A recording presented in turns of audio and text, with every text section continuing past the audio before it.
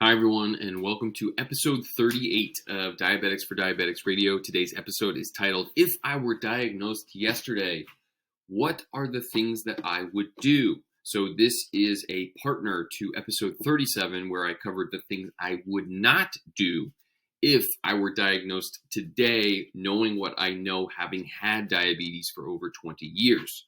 So if we have not met, my name is Bowie. I've had type 1 diabetes for over 22 years. I have been healing naturally for the past 2 years and sharing information via social media, whether it be TikTok, Discord, or YouTube, talking about the interventions that I am taking in an effort to address the root cause of diabetes, and all of the information that I am reading about, putting into trial and error on myself, has been absolutely incredible. In my sharing this via social media, I have created this awesome community of fellow people with diabetes who are sharing in this knowledge and enacting on themselves, and we're all coming together to learn about how accessible all of this incredible care is, that if we didn't look for it ourselves, we would never have known was there. And so it's just amazing, and it puts into context and brings into focus just how much there is that we can do, and opens the door, keeps the door open for a time when diabetes doesn't have to be around anymore. And I truly believe that for both type 2 and type 1. So now that I've had diabetes for over 22 years, if I were diagnosed yesterday, we'll talk about what it is that I would start immediately in an effort to encourage my healing, right? And this all stemmed from a question I got from a parent reaching out to me with a child who had just recently been diagnosed. She had, glossed over the breadth of my content and asked, like, okay, overstimulating, overwhelming, just give me the cliff notes, right? Like, what can I do right now? And so it got me thinking. So if you haven't already seen episode 37, we are going to build off of the content that I did in that episode.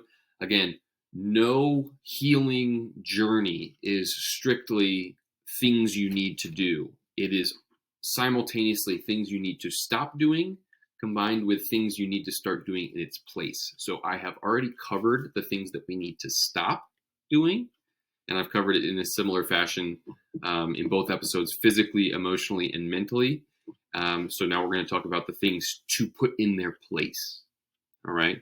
So again, physically, the classic food and nutrition, the core of why I believe to be the core of why it is that we have diabetes to begin with: exercise, cleansing the environment, reconnecting with nature and our source. Emotionally speaking, the trauma that we experience as being diagnosed with diabetes and being, given a diagnosis, and what we can do to help heal that and guard against anything further. And then mentally, the mental game of, okay, now I've got this. What can I do? What is my outlook? And how do I move forward with the rest of my life? So one thing I want to get out of the way immediately is that usually when people talk about, hey, these are the things you got to do for diabetes, and I warned against this in episode 37, talking about quick fixes, right? We need to avoid people who are selling quick fixes. And what I don't want to be is the person that says, hey, be wary of the quick fix, and then in the next episode, in the same breath, say, hey, listen to what I did. You got to try this. So people need to let go of the idea of just strictly linear progress, right? Like, okay, so if these three things are good and I do them in a row, then at the end I'll be healed, right? Diabetes enacts a much more complex system of imbalances and compensations in the body, then that can be healed in, a supplement here. Oh, no more, no more whole wheat. It's not that simple. So let go of the idea of, okay, well, if I do these three things, is everything going to be better? It's a learning process, right? Healing is about giving yourself the tools to know what to do in the moment, and enact what the moment calls for, which can be different. You may need to do the same thing, 2 months in a row, 3 different times. And so we need to let go of the idea of linear healing, with the focus on learning as much as we can in all of the interventions that we are enacting to create a collage of a amended system, right? We are much more than just a pile of parts. Everything in our system has a relationship with something else. Messing with one thing is going to stress something else, is going to stress something else. Restoring balance takes time. Okay. That's been the hardest lesson for me as well. And so people want the fish. They don't really want to learn how to fish. And you may know the old adage, help a man today, or feed a man today by giving him the fish, feed a man for life by teaching him how to fish, right? And my approach to healing diabetes on an individual by individual basis has much more to do with learning how to fish given your unique circumstances that brought about your diabetes, as opposed to the quick fix of, oh, hey, you got it, here are the 5 things you're going to do, and then everything's going to be better. Because it is so much more about learning about yourself and learning what you need. Because I could tell you what I did and what I'm doing. You may do it and you're not going to see the same results.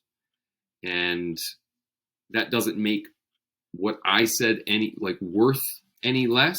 It's just that it may not have fit your unique circumstances. So part of your job and part of your healing is to learn, what do I need?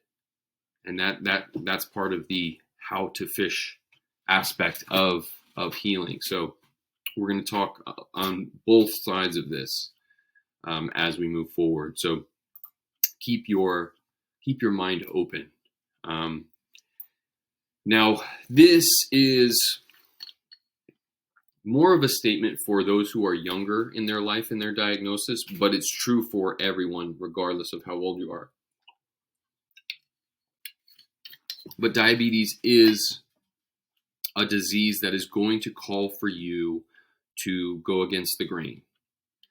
I would argue that going with the grain and fitting in and, being normal, eating foods that everyone else eats, and doing, all of the things that we do and take for granted in a day-to-day basis in Western society is rooted in making us sick to some degree, right? So as someone with diabetes who is going to be responsible for taking care of yourself, you are going to have to establish a new normal, and you are going to have to be the one to enforce that for yourself.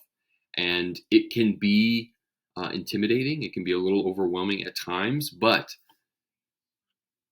once you see it as an opportunity for you to kind of step into your shoes as a leader, as an advocate for yourself, everything gets easier. Everything gets better, including your health and including your diabetes. So your loyalty, no matter your situation, teammates, friends, parents, household, what have you, is to your well-being, right?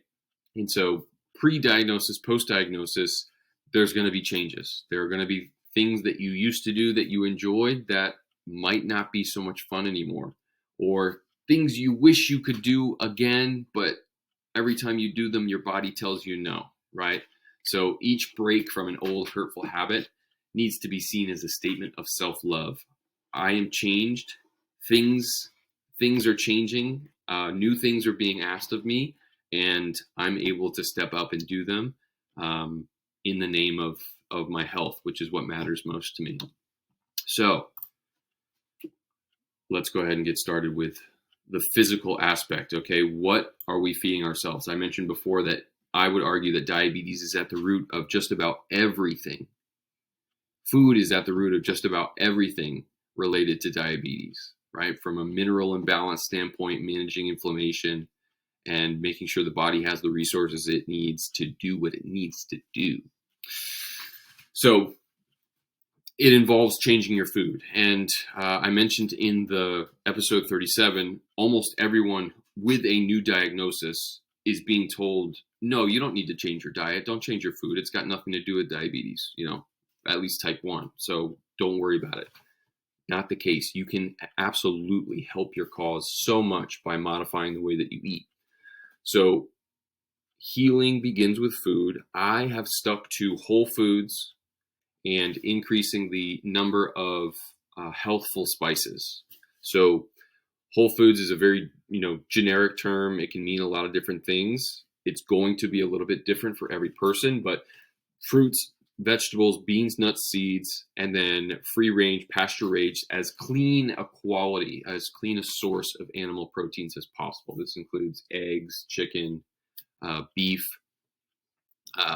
For those specific fruits and specific vegetables, variety is going to be your best friend, and I talk about it a little bit in just a few slides. But don't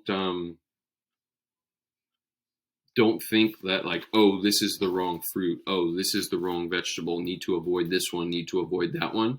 It's gonna take some time for you to establish some conversation with your body and what you're able to tolerate, and find new and exciting different ways to prepare what fits for you. And part of that preparation involves using spices.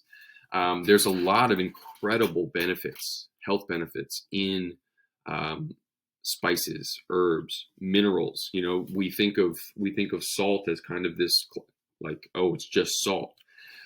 Sea salt is incredibly mineral dense, right? We're prioritizing sea salt because of its mineral profile. Table salt, iodized salt, not really great because it's strictly sodium. We're looking for sodium, potassium, magnesium, calcium, you name it. Sea salt is your best friend, whether it be Celtic sea salt, Redmond sea salt, Baja Gold. I think you're splitting hairs if you're really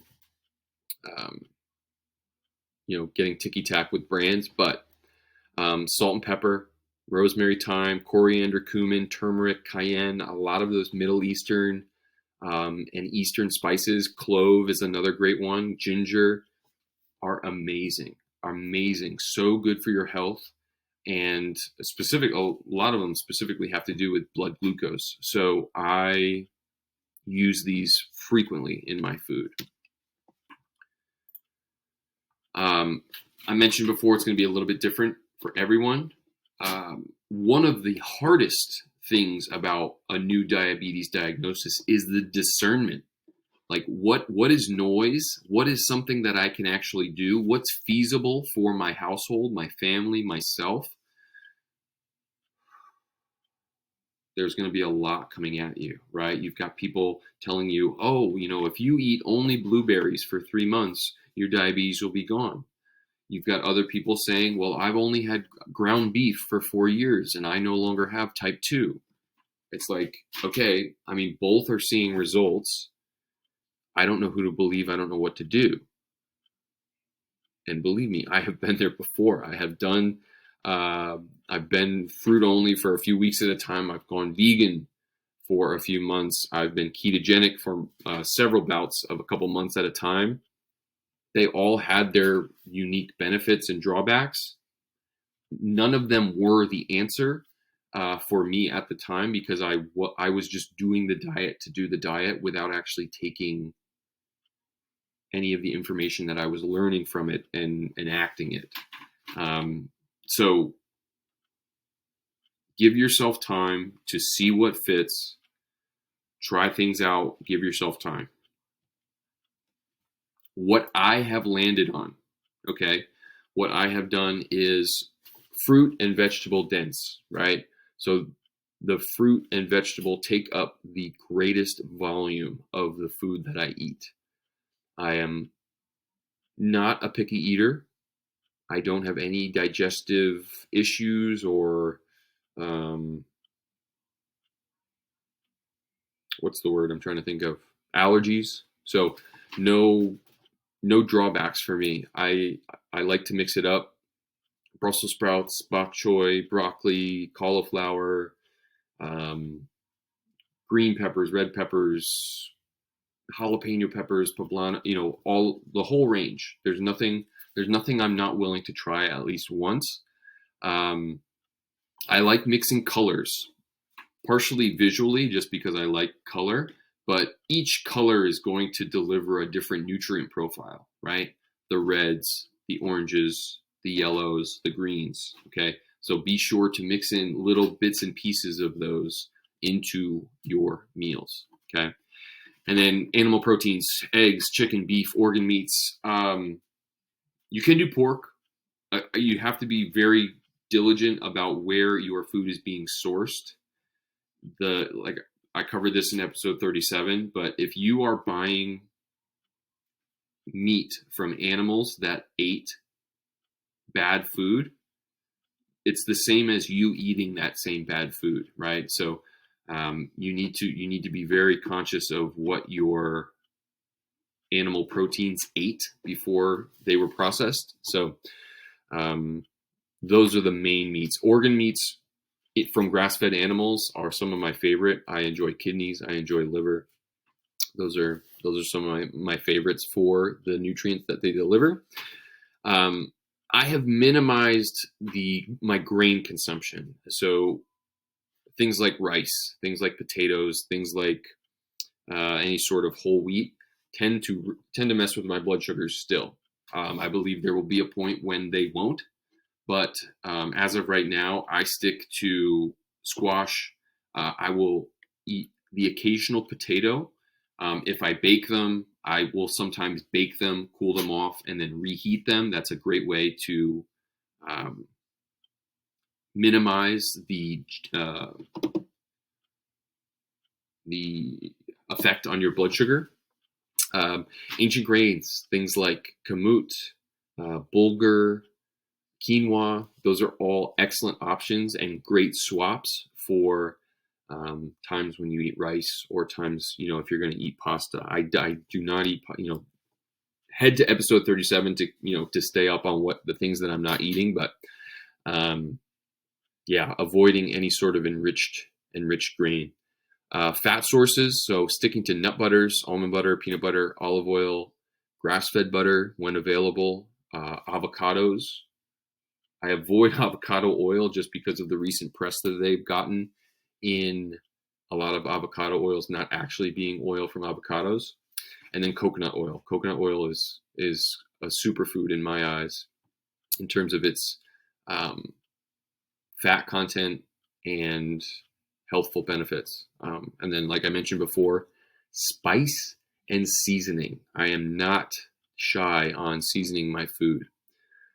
One of the biggest lessons that I had to learn, aside from any sort of what was on my plate, was being able to push the plate away when I was full, or when, increasing my sensitivity to listening to my body tell me that it was full, because a lot of times hand to mouth is so ingrained in our everyday that we forget to listen to what the mind is hearing from the gut. So limiting portions, and this is just strictly me, but limiting portions and being able to say no more food. I don't want this. I'm only going to prepare so much, so I don't, I'm not at risk of taking on too much. So this usually takes the form of 2 moderately sized meals or 3 smaller ones. It depends on the day, my work schedule, what have you. But remaining physically active will create a buffer for you in terms of, if you're watching strict caloric inputs or outputs. But from a healing standpoint, food quality and the nutrient profile is where my focus would be. If you know you are someone who needs to lose weight, that's something that you may need to track. Type 1, it's probably not an issue just based on the profile of someone with type 1. But if that is the case, again, you want the majority of your intake to be those fruit and veggies because they're not super calorically dense and they are nutrient rich. So my whole argument on the development of diabetes has to do with our body's inability to manage inflammation. And so in our foods, as well as in any sort of supplemental or herbal use that we find after the fact, we're looking to mitigate inflammation, to rebalance our system so that it is able to target what needs to be targeted and not to misidentify something that does not need to be targeted. That's kind of on the autoimmune front of diabetes. But things like glutathione, L-glutamine, vitamin E, herbs like astragalus, milk thistle, dandelion root, stinging nettle, they are wonderful for all of your major organs like your liver, your kidneys, your pancreas, your GI tract. Those are the organs that need your help after a diabetes diagnosis. Okay. Essential oils, jojoba, clove, eucalyptus, these are all, even lime, these are things that can help regulate your nervous system. I'm in the process now of learning much more about the vagus nerve and vagal tone. Essential oils have a role in kind of regulating that through both the physical oil being absorbed through your skin, as well as the scent and the sensory aspect of each of them. And then I'm a big fan of castor oil packs. Castor oil packs and their ability to drive the elimination of toxins, specifically over the liver, because that's kind of the ground zero of toxin accumulation in the body, but also in circulating lymph as well, which is something a lot of people with diabetes and compromised immune systems tend to lack, is lymphatic drainage. So that's something castor oils can really, really help. And just to reiterate, right? So many decisions floating out in the air. What is the thing that I should do? Pick one and do it. Pick one thing, one supplement, one oil. Pick one food to incorporate into your diet, one to take away. The only wrong decision is not making one. And I see a lot of people spend a lot of time in limbo trying to collect more information. If they only knew just a little bit more about this, then they could take action. Take action now. Take action now. Do not wait. There are things that you know that are not helping you. Pull those out, strategically or all at once, depending on your personality and what you're up for, and start to introduce the good. Start now. The sooner the better. The closer to diagnosis, the better, right?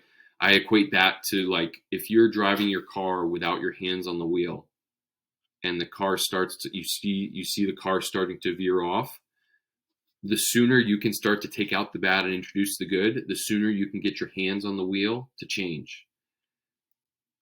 If you don't do anything and you see the car veering off and you don't put your hands on the wheel and you're like, man, I just need to learn just a little bit more, and then you're off the road, and it's going to be a lot harder to get yourself out of that ditch.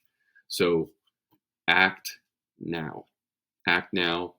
You have a whole community of people ready and willing to help through their own experiences. Act now. That's the best way I can say. So another important aspect of a new diagnosis is getting your baseline metrics. Okay, have numbers on file from as close to day one as possible, so that after you've initiated all of these interventions, you'll have numbers to look back on to track your progress. These are four that I think are probably most important in terms of getting in totality as close to the things that are as specific to why you have diabetes to begin with. So C-peptide, if you aren't familiar, is a measure of your body's natural production of insulin. If you were diagnosed with diabetes, chances your C-peptide fell below a certain level. In the U.S. in Western medicine, it's below 0.8. I forget what the unit is, but if your C-peptide levels are low, that means your body is not making insulin or enough insulin. Getting that number over 0.8 and into the ones and the twos, that is a sign that your body is making enough insulin and that you could be considered in remission of diabetes. So next would be diabetic autoantibodies. And these are relatively new to me as well. When I was diagnosed back in 2001, they didn't have autoantibody tests. Okay, so I didn't know anything about this. And I had to go out of my way 20 years after being diagnosed to actually have these tests done. Because a lot of doctors consider once you have it, you've got it forever. So why test it? You know, we're changing that narrative. So I got my baseline for those autoantibodies to see where I was at. But it's very important that you have these. This gives a screenshot of what your body's immune system status is surrounding the cell types and the organ systems specific to diabetes, right? Are your beta cells working? Is your immune system acting against these systems and these cell types? It's really important, and it's a good way to preserve progress that you do make when you start to make these interventions. Next is the Full Monty blood panel. Okay, so this is centered around measuring your body's ability to properly utilize iron. I have isolated iron as a major player in the nutrient imbalances that have caused the inflammation underlying all of our chronic diseases. So getting the Full Monty blood panel is the best commercially available test for the widest range of factors going into iron metabolism, right? This is much more than your typical serum ferritin test that your doctor would give you if you didn't ask specifically for the Full Monty. So that being said, your doctor may not even know what a Full Monty blood panel is. You can order this on your own. You can order this for yourself if your doctor is not willing to comply with your requests.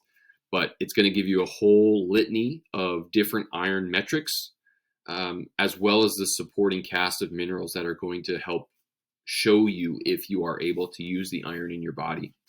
Vitamin A, vitamin D, magnesium, copper. There are a few more, but those are the main ones. And then lastly, hair trace mineral analysis. So this involves taking just a few strands of your hair and sending them off to the lab.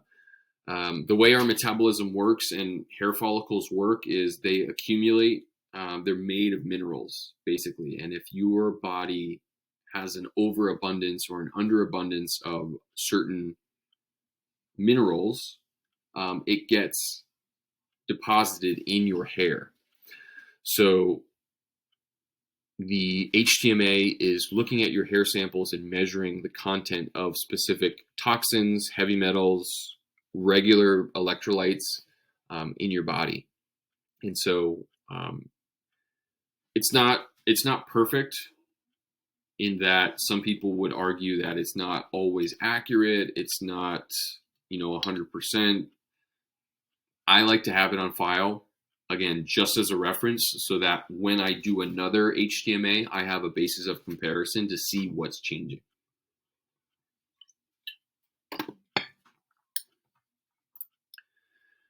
And then from what you are learning from these tests, what you are learning from what your body is telling you, it could be a change in energy, it could be change in sleep, change in digestion. You are using all of this new information to help make informed decisions. Do what you can with what you know now.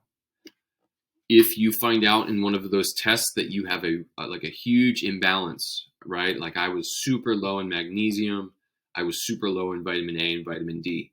It made sense for me to start to supplement those things to address those imbalances, in addition to the changes in my food that I was making before. Read. You're going to have to do your own research. You're going to have to pull your own weight on this, because all of the systems and the infrastructure that we rely on for our health information, the more you read, the more you take in, the more you realize that they don't know a whole lot.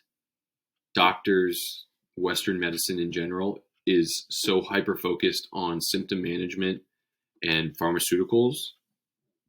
They're not going to know a lot about nutrition. They're not going to know a lot about diet, herbs, vitamins, and minerals. That is on us to learn about and share our information. Okay. And then lastly, give each of the decisions that you make time to actually happen. Like it took your whole life for this disease to actually manifest, and it was happening for a long time. Your body did the best compensation job it could before it finally gave out. This is not something where, I tested low in magnesium. Well, I'm going to take my magnesium pills for a week. If I don't feel better, I'll stop them.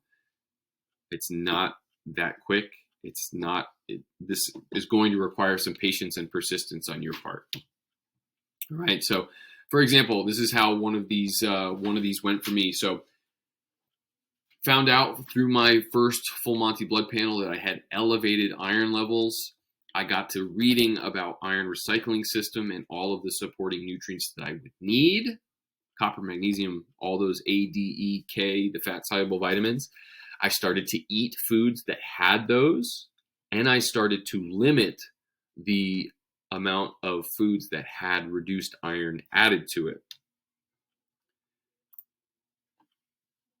I felt better, right? So my energy levels increased, my insulin sensitivity improved, my digestion improved. I was so excited. I went and got everything retested, and I saw that my levels had improved, right? With each breakthrough, with each new kind of checkpoint in your health, there's going to be something else to address, right? So when I learned about my iron, I also learned about magnesium.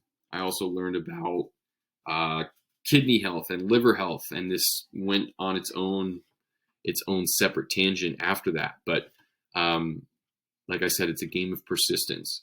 Getting to a checkpoint is going to breed more levels to each of the things that you thought you were addressing to begin with. All right. And so avoiding any sort of like personalized recommendations. This is not at all medical advice in any way. These are the things that if I had been diagnosed today, I would go to immediately for their anti-inflammatory benefits as well as their kind of system rebalancing effects. So trace minerals, you can get them in a lot of different ways. I used Shilajit first, which is a mineral dense resin. I get it from a company called Mitolife, and I'll have links for all of these companies in the description. CMOS is another great source of trace minerals, and then there's a product called Pick Mins by Thorne, which is another company that I work alongside. So trace minerals are a crucial part of healing. And then more of a foundational basis, I mentioned, balancing your iron, rebalancing your immune system and your nervous system, magnesium. All three of the companies, Mitolife, Ancient Bliss, and Thorne, all have some form of magnesium. Bisglycinate tends to be the most popular, but magnesium is going to be a big part. Vitamin E. Vitamin E is an extremely powerful antioxidant. It's a fat-soluble vitamin. It is in food. It's in things like leafy greens and almonds. I have been supplementing it for a year and a half. Again, just to kind of address the baseline um, imbalances that I've been dealing with. Great for liver health. And same goes for B vitamins. Those are kind of a little bit more mainstream. Quality matters. I always trust. I trust the companies I trust because of how diligent they are in sourcing their materials. So um, I supplement B vitamins daily. And I also have resources available. I'll have a link for this in the description as well. I've written Natural Solutions for Diabetes, the complete supplement and herbs guide, as well as the Diabetic Foodie, which is kind of like my shopping list for things that I'm looking for in the grocery store as it relates to foods, nutrients, quality that I'm looking for when I go shopping. And then actually moving around, right? So daily exercise, sun exposure, fresh air. Doesn't have, you don't have to run a marathon every day. It's honestly, for most people, get outside more, move more, hike, walk, build a routine around some sort of daily movement, some sort of interaction with nature. I cannot tell you how significant this is from a mental standpoint, nervous system regulation, as well as the physical aspect of circulating lymph, circulating insulin, circulating the food that we have eaten previously. Okay. And then cleaning the internal and the external environment. You'll hear, as someone with new to diabetes, you're going to hear a lot about parasites. They're there, whether or how significant their role is in the reason why you have diabetes. I'm still undecided on. I have gone through several anti-parasitic cleanses. I have produced parasites. I've seen improvements in my numbers and in my health after each of these cleanses. I think it's a piece of the puzzle. It's not the entire puzzle itself. So I may or may not already have an episode on that. I forget, but there's lots and lots of material on natural ways as well as pharmaceutical grade ways to attack parasites. Liver flushes, heavy metal detoxes, like I mentioned before, with focusing on herbs and supplements, cleaning your liver, your kidneys, your GI tract, your pancreas. Those are all going to be a good thing. And I don't have one that is like, oh my God, everyone has to do this. It's amazing. There's a lot of ways to skin that cat. Okay, it could be a milk thistle and dandelion root liver cleanse. It could be an olive oil, lemon juice, and cayenne liver tonic. So much. There's so much that you can do. Like I said, pick one, do it, see how it works. If you like it, stick with it, cycle through it. And then the physical therapy aspect of managing our internal. So making sure that your body's in alignment. I'm just now turning on to chiropractor work and getting my spine adjusted, improving the vagus nerve tone, and its ability to influence insulin secretion, its ability to influence the immune system and the nervous system in general. All very important. And this is, done in things like Kundalini yoga, all different kinds of yoga, but worth looking into if it's something you're interested in. And then the external environment. How can we clean the outside, right? Wash your food. I don't care if it's like organic, inorganic, like wash it. No matter what you're eating, putting in your mouth, don't let it go from the grocery store directly home and into your mouth. Wash your food. Keeping your space clean. So organizing your room and your house. This is a lot to do with like feng shui and sort of like Eastern tradition of your body being like a house that is clogged, like a hoarder's house. So make sure that your outer space reflects your inner space and keeping things clean. This involves personal hygiene, flossing your teeth, combing your hair, taking your showers. That's pretty self-explanatory. Same goes for light pollution, sleep hygiene. Don't not too much blue light. Get out in the sun. When it starts to get dark, let it get dark, and make sure that you're getting your 7+ hours of sleep a night. All right, now we won't spend as many slides on emotionally and mentally. That does not speak to their degree of importance in relativity to the physical aspect of things, because diabetes can be very heavy. Diabetes can be very isolating, and your mental game, your emotional game is going to definitely play a part in how serious diabetes manifests in the physical. Okay. Traditional Chinese medicine ties organs with specific emotions. Liver is typically tied to anger, pancreas to anxiety and trust. A lot of holistic practitioners tie the development of diabetes to a traumatic event of loss, of wishing for something that would have been. Plenty of people have developed diabetes after a PTSD event.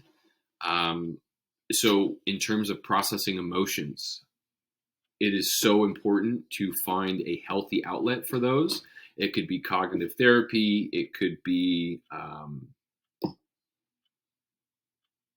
massage. It could be anything to make sure that your emotions and your feelings are flowing freely, right? We've all heard of the book, The Body Keeps the Score. So make sure that you have your outlets and your places to have your voice heard. So your mind, diabetes, whether you know it or not, whether it's been told to you explicitly or you kind of come to realize it yourself, diabetes is an immediate threat to your safety.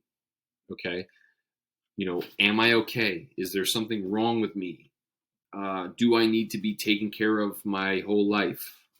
All of these thoughts will kind of flash either in your conscious or subconscious. So it's very important to keep a positive narrative around what you are capable of and that you are whole to begin with. So from a physical and emotional side of things, I am strong and smart enough to handle what this disease asks of me, right? God does not do anything to you that you are not able to handle.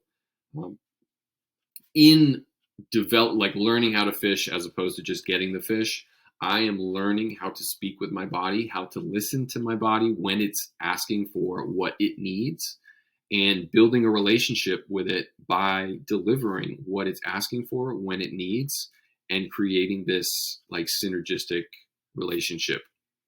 Having a group of people who you can rely on to help you, both in your immediate environment, family members, friends, the company you keep. Be with people you feel safe with, and make sure that those people do not make you feel less than or burdensome for your disease, right? You didn't choose this. It's not, it's no one's fault. You need to make sure that you are being in close company with people who don't make you feel less than for having the condition that you do. And this was one of the greatest lessons for me growing up, because I kind of came up hypervigilant and as a perfectionist, and diabetes just won't allow for that, right? You are going to make mistakes. You're going to kind of need lessons over and over again to kind of drill the message home, and that's okay. You are greater than your mistakes. You are not weak for needing help. What are you taking from each of the experiences that you have, good or bad, right? How I flipped that on its head was I love learning. I loved learning before I had diabetes, but it can bring about a lot of shame and a lot of guilt around, if I were a good diabetic, this wouldn't have happened. And it's like, no. This happened. How can I incorporate this into my life and prevent it from happening again, or rebounding faster than I did the last time. And that has been a huge, huge help for my mental health. Okay. So mental health is a part of this as well. And your outlook on life, your outlook on the disease itself is going to dictate how quickly or how slowly you start your healing journey, right? The more I started to read on diabetes when this first started out, the more I realized that I don't think type 1 has to be permanent. Again, despite everything in my world telling me that it was, I don't buy it. I don't buy it. Not at all. There is so much here for us to use and to put to work. And I think if you're new to diabetes, it's a wonderful time because you have so much new at your disposal that kind of everyone else before you didn't bother looking into because they had just taken for granted that it was what it was and that was how it had to be. So have faith in your ability to heal. The body is amazing.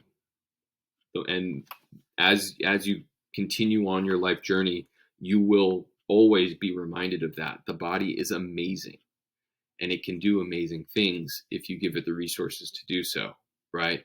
So the cure starts with you.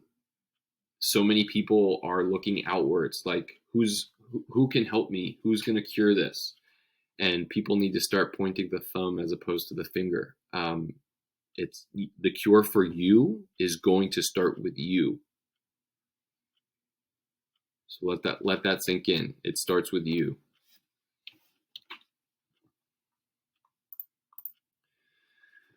And then make sure that you get to be an active participant in life, right? Diabetes is not a game of perfection. You don't have to have perfect numbers or the perfect day in order to go out and enjoy yourself, right? So everyone's going to have their kind of like excursions, their little treats away from the normal.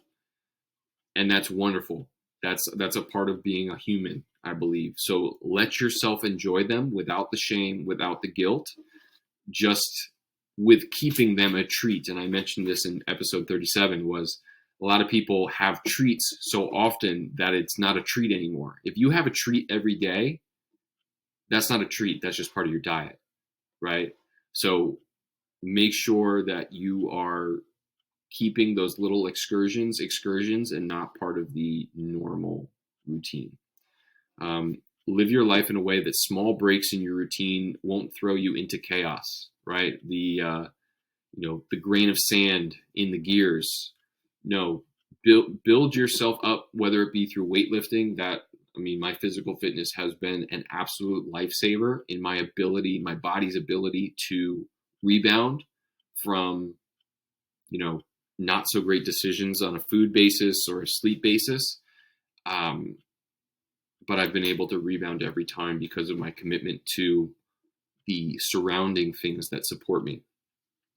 And have those habits and routines. Having those habits and routines is going to protect you from the hypervigilance, right? Like if you always keep food in your car, you don't have to worry about whether or not there's food in your car if you need it, right? Like that fast acting sugar, or maybe it's a change in your set, an extra set of test strips for your glucometer. Build the habits early so that you don't have to be worried about it when the time comes that you need it later on. And then speaking up for yourself. This is another tough one for me because I was hypervigilant and because I was a perfectionist, I shied away from speaking up because I thought that meant that I wasn't perfect. So if you need something, say it. Do what you need to do for your health, whether that be whipping out a syringe and injecting yourself with insulin, testing your blood sugar at the table, whatever it is, do what you need to do for yourself and your health. The people around you will filter their way in and out based on their place, right? You can't can't cater how you care for yourself to the needs of someone else. That is not at all the way it works, right? And the more you do this, the greater that synergy, that intuition that you have with your diabetes. And don't forget to live your life. Whether you're a parent of someone with diabetes or a child, or you are an adult that is newly diagnosed, your life continues. You still get to be a human. You still get to do all of the normal things. I was a firefighter. I was a firefighter in Florida. I was told when I applied to be a firefighter that because I was diabetic, I should not be a firefighter. And I was like, absolutely not. That's what I'm here to do, so I'm going to do it. I was a firefighter for 3 years. I didn't stop because of diabetes. So you get to do everything that everyone else gets to do. How you take care of yourself is going to dictate how well that is received and how well you keep up with what's going on. So I was a firefighter for 3 years. This is me at the finish line of a marathon. I ran a marathon with diabetes. You can too. It's all there for everyone. It does not matter. Take the trip, move across the country. I've done it several times. Whatever thing you're wondering about whether or not you should or shouldn't do because of diabetes, do it. Just do it. You will figure it out. You will find a way, and you will learn irreplaceable information along the way. Okay? So do not let anything about this diagnosis stop you from doing what you need to do. And with that attitude of, I can't be stopped, watch me do this, you're going to become grateful for the opportunities that diabetes presents for you. I think a lot of times after diagnosis, people spend a little bit too much time focused on what diabetes has taken away and not what it has given. And diabetes, honestly, has, the only thing it's taking away are the things that are not good for your health. And why would you be mad at something that's trying to gear you towards a higher level of health? So it has been such a wonderful medium for me to learn more about myself, my emotional needs, my mental needs, my need to speak up for myself, my need to realize that I have something worth saying, and that what I need and taking care of myself isn't a burden to someone. Like I have needs and they need to be met. And if you can't do it, I'm going to find someone who can, or I'll do it myself. And so all of this has just been so incredible and so fulfilling for me. So show gratitude, remain positive, keep learning, hold that faith in a time after diabetes, right? There will be a time when you get to do what you're doing now and not have to think about your blood sugar, not have to think about, what you're eating for the next week and all your activity and stuff. There is a time after that. So with all of those things, stay curious, right? No matter what somebody's telling you, how many degrees they have, what white coat they have, okay, whatever they have to say, but also maybe not, maybe also this, I'm going to go check it out for myself. So stay curious. And in the name of that, in the name of staying curious and sharing what it is that we are learning, join the community. Follow me on TikTok. Join the Discord, the Beta Cell Project. That is where we are cultivating curiosity in those with diabetes. Resources, literature, scientific papers, our day-to-day, our diet, nutrition, what have you. Everything's getting talked about on the Discord. And then obviously we've got Diabetics for Diabetics Radio here on YouTube. So go ahead and subscribe there. I can't thank you enough. If I were new to diabetes today, knowing what I know after having it for 22 years, here it is. I can't thank you enough for being here. Thank you so much. This is episode 38 of Diabetics for Diabetics Radio. I'm your host, Bowie. Thanks so much for being here.